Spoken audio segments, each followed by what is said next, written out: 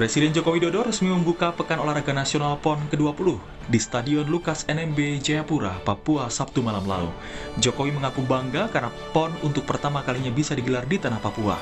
Menurut Jokowi, gelaran PON menunjukkan kemajuan Papua dalam hal infrastruktur dan kemampuan menyelenggarakan acara besar di kancah nasional dan internasional.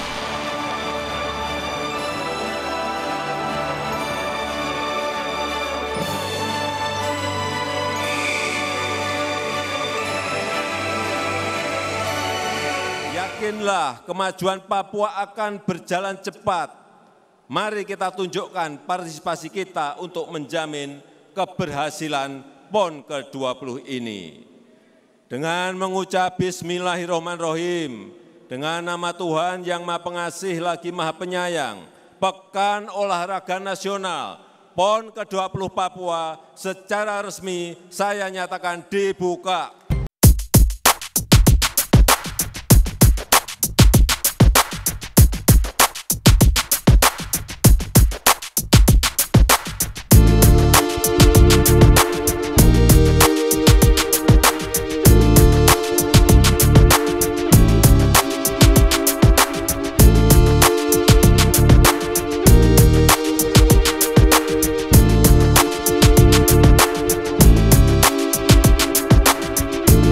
Papua akan berjalan baik dan aman. Pastikan bahwa itu akan berjalan dengan baik. Saya selaku penanggung jawab di bidang keamanan menurut Inpres itu sudah melakukan koordinasi secara rutin, dan tadi baru mengundang Menpora, Ketua KONI, Mabes TNI, Mabes Polri, BIN, BSSN, semua kita undang dan semuanya termasuk IO-nya sudah presentasi bahwa semuanya siap. Acaranya begini, keamanannya begini, PCR-nya begini. Bahkan Menpora Zainuddin Amali juga memutuskan untuk berkantor di Papua selama perhelatan PON digelar untuk memudahkan koordinasi. Dan kalau toh juga ada hal-hal yang akan menjadi hambatan yang tidak memperlancar, maka kita segera bisa atasi. Itulah sebabnya saya sudah memutuskan saya akan berkantor di Papua sampai dengan PON selesai.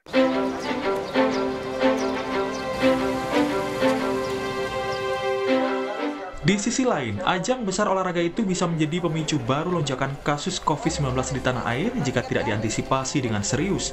Pemerintah dan panitia PON diminta menjalankan protokol kesehatan yang ketat.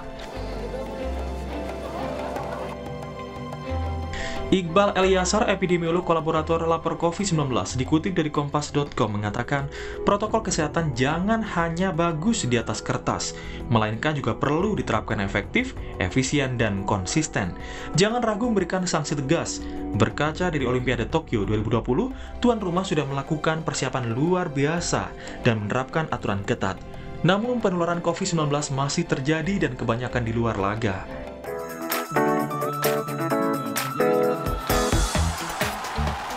Memang, penonton PON kali ini hanya dibatasi 25%. Akan tetapi, ajang besar itu juga tetap berpotensi menimbulkan kerumunan, apalagi dihadiri 6.300 atlet, 3.000 official team, dan 9.000 pendukung acara. Pemerintah mengklaim cakupan vaksinasi COVID-19 di Papua cukup maksimal. Saat ini cakupan vaksinasi COVID-19 di 5 daerah penyelenggara secara keseluruhan telah mencapai 60%. Dosis pertama telah diterima 406.531 orang atau sebesar 62%. Vaksin dosis kedua sudah diterima sebanyak 253.474 orang atau 39% dari sasaran vaksinasi. Tidak hanya kesehatan, kondisi Papua yang masih rawan ancaman kelompok separatis teroris juga patut untuk diwaspadai. Baru-baru ini pula kelompok separatis teroris di Kiwirok sempat membakar fasilitas publik dan menyerang tenaga kesehatan, satu diantaranya meninggal dunia.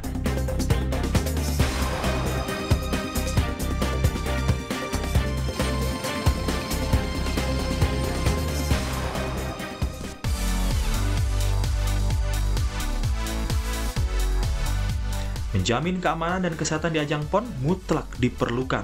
Sehingga ajang olahraga terbesar di Indonesia berlangsung hingga 15 Oktober itu berjalan aman dan lancar. Tim Liputan, Kompas TV.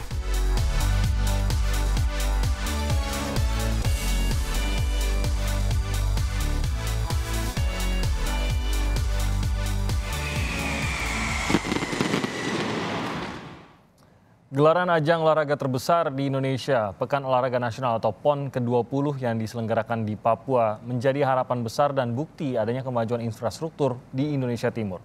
Namun di sisi lain, ajang PON di Papua juga digelar di tengah pandemi COVID-19 dan juga ancaman aksi kelompok separatis teroris atau KST di sana. Bagaimana pemerintah mengantisipasi agar PON ini bisa berjalan dengan aman, sehat, dan lancar?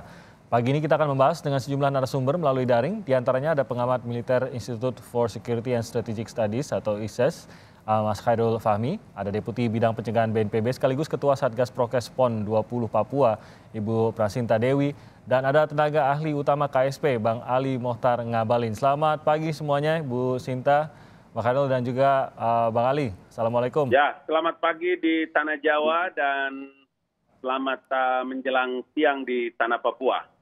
Selamat siang di Papua. Jadi Bang Ali lagi di venue nih Bang ya?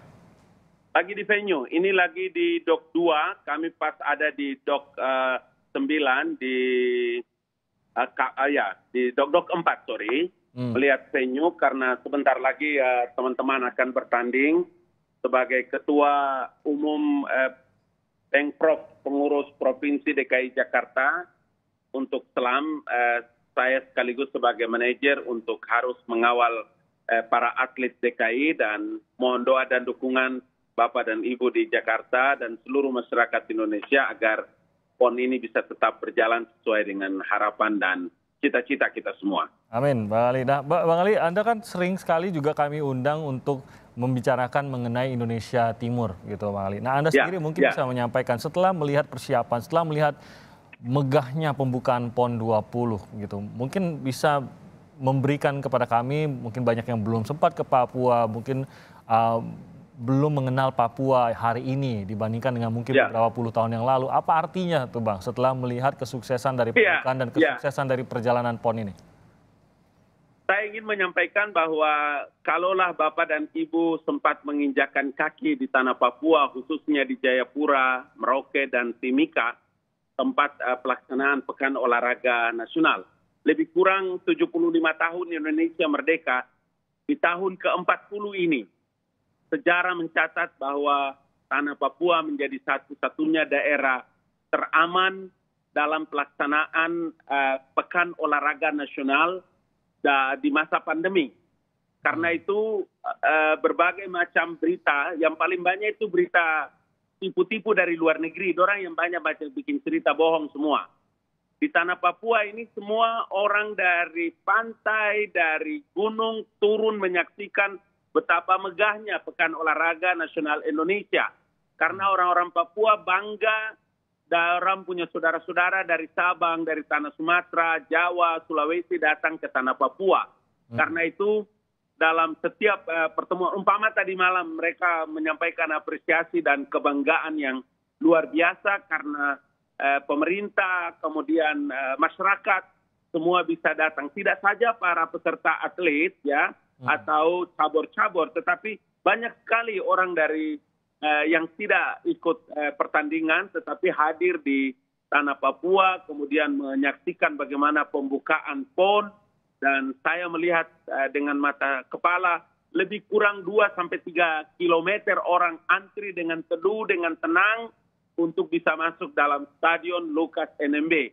Begitu juga di beberapa venue-venue yang kami hendak lakukan pertandingan. Seperti pagi ini, Timothy bisa Anda lihat ini di belakang saya, kemudian di sini banyak sekali para atlet yang sudah mempersiapkan diri. Tapi saya harus menunjukkan kepada halayak Indonesia bahwa Papua ini aman, terkendali, lahir batin. Mudah-mudahan itu menjadi harapan dan sampai berakhirnya pelaksanaan Pekan Olahraga Nasional di Tanah Papua. Baik, makasih Bang Ali. Saya lanjutkan lagi. Memang kita lihat sejauh ini berjalan dengan baik dan kita harapkan ini yang akan berlangsung hingga berakhirnya PON nanti. Tantangan pastinya juga ada beberapa situasi yang kita ketahui sedang berlangsung di Papua ya. COVID-19 tidak hanya Papua, seluruh dunia pun mengalami. Tapi ini pun menjadi tantangan khususnya untuk perhelatan sebesar PON ke-20 yang berlangsung di Papua. Salah satu lagi adalah tantangan keamanan. Saya mau ke Mas Khairul kali ini. Mas Khairul, mungkin Anda sendiri melihat dengan berlangsungnya PON ke-20, kita melihat pembukaan yang begitu megah, tapi di sisi lain juga kita tahu bahwa sedang ada kondisi keamanan khusus juga di Papua, walaupun di lokasi yang lain. Tapi ini bukan main-main, ini adalah kelompok teroris yang mencoba mengacaukan kondisi Papua dan bisa saja juga ikut mencari perhatian dengan mengacaukan apa yang sedang berlangsung, apa yang sedang dilangsungkan, yaitu PON ke-20. Analisa Anda sendiri, Mas Khairul, terkait dengan kondisi keamanan Papua dengan berlangsungnya PON 20 ini? Iya, eskalasi di Papua kan sebenarnya tidak hanya terkait PON ya. Walaupun memang belakangan ada peningkatan yang cukup memprihatinkan ya. Bagaimanapun kelompok-kelompok macam ini kan pasti memperhitungkan ya momentum dan potensi keuntungan dari setiap aksi yang dilakukan. Nah, gelaran PON Papua ini merupakan hajatan besar. Mas Khairul, mohon maaf saya potong sebentar, boleh didekatkan mic-nya Mas Khairul agar lebih jelas? Oke. Terima kasih. Sudah jelas? Ya, siap. Terima kasih Mas Khairul. Gelaran PON Papua ini kan hajatan besar ya, dan sudah sempat mengalami penundaan karena pandemi. Ya. Nah, jika harus ditunda lagi karena alasan keamanan, ya itu pasti buruk ya bagi pemerintah maupun bagi aparat keamanan sendiri ya. Ya. Nah, dan itu justru akan menjadi catatan ya, dan menjadi bahan propaganda yang justru menguntungkan bagi kelompok kriminal di Papua. Jadi bagaimanapun memang yang digelar hari kemarin sudah dibuka, ini saya kira memang harus dilakukan ya. Ini statement jalan gitu ya Mas Khairul ya, ini statement juga dari pemerintah gitu ya kepada kelompok tersebut. Ini pesan yang baik lah, propaganda yang positif ya, menunjukkan pada masyarakat kita dan juga masyarakat internasional bahwa Papua kita bisa menggelar hajatan dengan insya Allah aman gitu ya di Papua gitu ya. Tentu saja dengan bukan sekedar klaim ya, tapi juga dengan mengantisipasi, dengan menyiapkan segala skenario keamanan yang perlu dilakukan gitu ya. Nah, sehingga hajatan PON Papua ini bisa berjalan dengan lancar. Jadi bukan kemudian kekhawatiran kemudian kita PON kemudian kita tunda-tunda terus, tidak. Ya, jadi justru ini propaganda yang positif yang baik untuk masyarakat dan untuk dunia internasional. Jadi ini justru sebenarnya kondisi keamanannya khususnya untuk venue-venue di PON ini bukan sesuatu yang perlu dikhawatirkan. Mungkin saya nangkapnya begitu ya, tapi lebih kepada apa yang ada di balik pelaksanaan, yaitu ini adalah pernyataan pemerintah Indonesia termasuk juga masyarakat Papua bahwa dengan tetap dilaksanakannya ini menunjukkan bahwa tidak akan sampai dibuat ragu-ragu karena karena ketakutan kah atau ancaman ketakutan yang dicoba ditanam oleh kelompok teroris ini, begitu ya Mas Khairul? Ya, betul, dan tentu saja itu bukan harapan kita, itu bukan klaim kosong, tapi memang betul pengamanan dan ya terkait juga dengan pandemi, protokol kesehatan juga disiapkan dengan baik gitu ya, bukan sehingga apa yang dikhawatirkan itu tidak terjadi. Oke, saya beralih ke Ibu Sinta. Bu Sinta, mungkin Anda boleh berbagi bersama kami juga persiapan untuk menjamin keselamatan baik itu atlet, petugas di lokasi maupun juga untuk mereka yang datang untuk menyaksikan pertandingan. Tampaknya persiapan itu bukan hanya beberapa hari menjelang pembukaan ataupun pelaksanaan pertandingan, tapi seperti vaksinasi dan lain-lain itu mengejar sudah dari jauh-jauh hari begitu, Bu. Apa saja yang dilakukan Bu Sinta? Ya, baik. Terima kasih, Mas. Jadi dalam hal ini BNPB selaku Satgas Penanganan COVID-19 telah melakukan beberapa persiapan untuk mendukung kesuksesan PON di Papua. Untuk itu kami membentuk Satgas Protokol Kesehatan, di mana gunanya adalah meningkatkan kesiapan pencegahan dan mitigasi penyebaran COVID-19 melalui perubahan perilaku. Ada beberapa dukungan untuk hal ini, yaitu kami melaksanakan asistensi atau pendampingan IO, kemudian panitia pelaksana PON, kemudian juga kami memberi pembekalan kepada relawan untuk edukasi dan sosialisasi dalam hal distribusi masker. Kami juga mendirikan gerai masker, kemudian juga ada mobil masker. Nah, kegiatan ini kami mendirikan gerai-gerai di setiap venue-venue.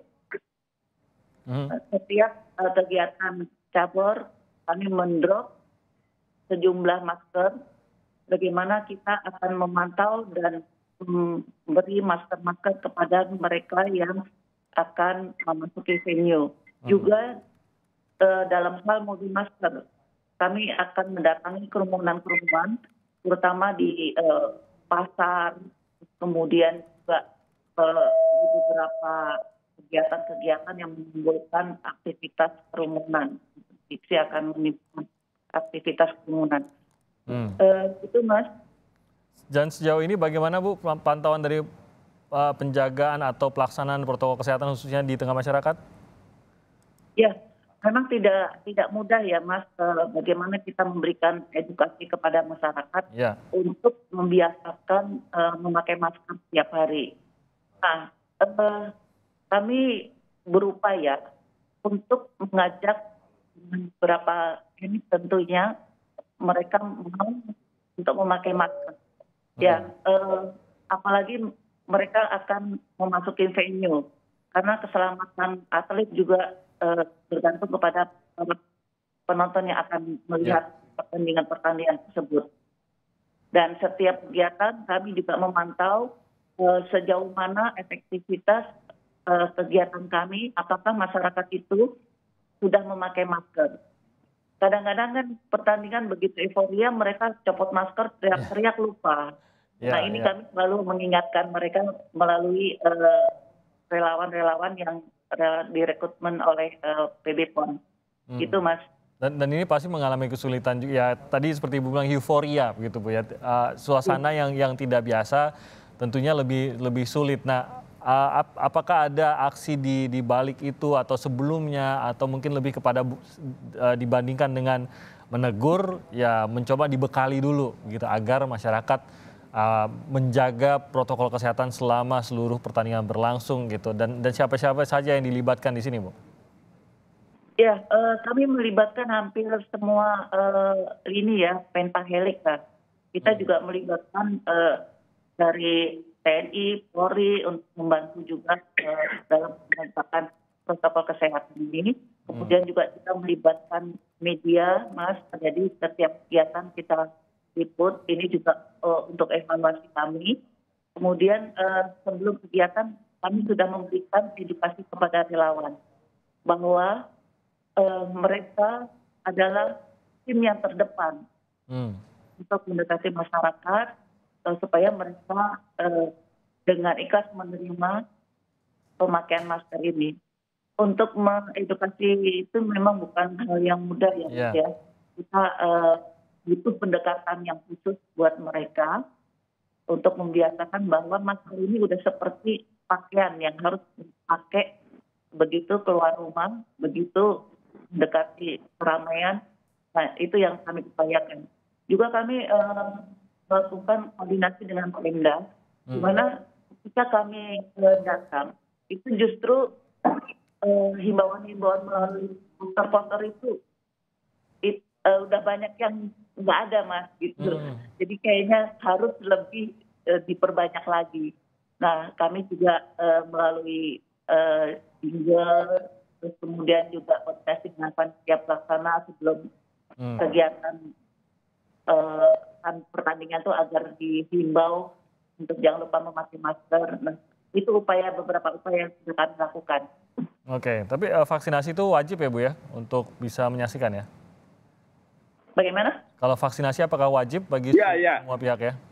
Iya, betul. Wajib. Oke, setidaknya dari vaksinasi wajib kalau memang mau menyaksikan. Kita akan lanjutkan lagi. Tidak boleh orang masuk dalam stadion, Timothy. Kalau Sama orang sekali tidak ya. vaksin atau ya 2 kali, jadi dia antigen.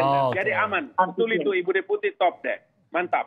Jadi harus sudah vaksinasi, harus antigen pula begitu ya, sudah double begitu ya, yang harus langsungkan. Oke, kita akan jeda sebentar. Nanti harapannya kita akan mencoba menghubungi Menpora untuk bisa berbincang dengan Menpora Zainuddin Amali. Usai jeda berikut ini, nanti kita akan kembali sesaat lagi.